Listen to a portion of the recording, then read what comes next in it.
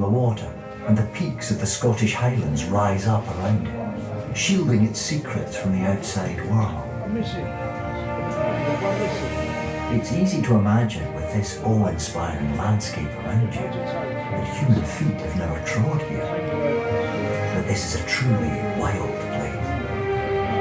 But of course, people have been here a long time.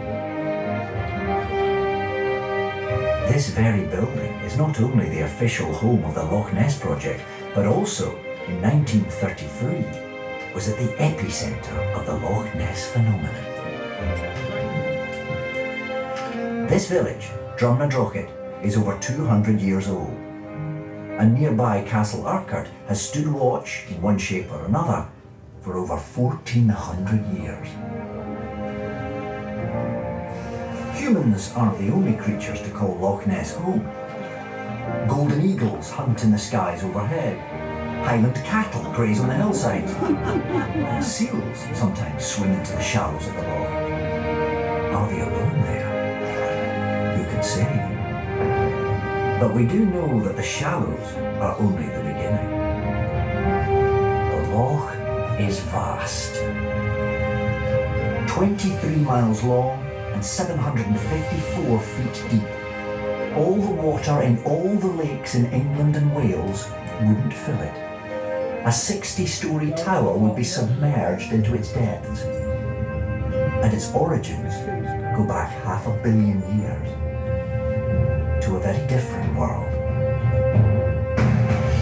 A world where Scotland was south of the equator. As the continents drifted, the rocks you're standing on now ploughed into Europe. They moved no faster than your fingernail grows, but the collision was enough to crumple the Caledonian Mountains up to the height of today's Himalayas.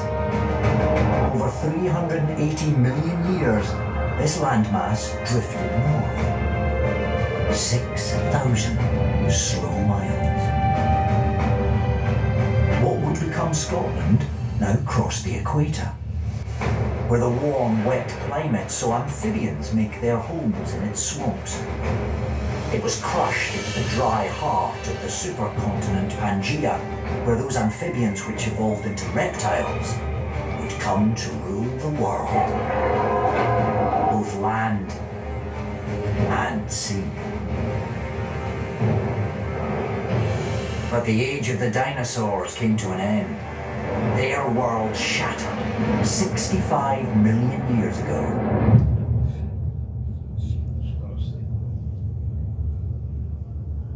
Still, the continents crept north. When life re-emerged, it was into a colder Scotland. One where warm blood was the secret of success. It was about to get even colder. At last, the huge land masses clustered around the North Pole. They blocked the great ocean currents that had kept the northern seas warm. Now, when snow fell, instead of melting, it settled and settled. Crushed into ice by its own weight. The glaciers over Scotland were over a half-mile deep, and they ground their way down the Great Glen. 10,000 years ago, a thaw came. As the ice of the glaciers melted, it poured into streams and burns, flowed down from the hills, and flooded the Great Glen, turning it into a chain of lochs.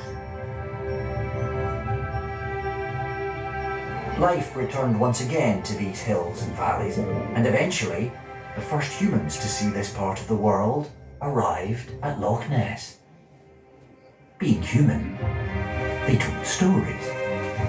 Stories that would grow and evolve to become myths and legends. Legends like the Loch. 500 million years in the making.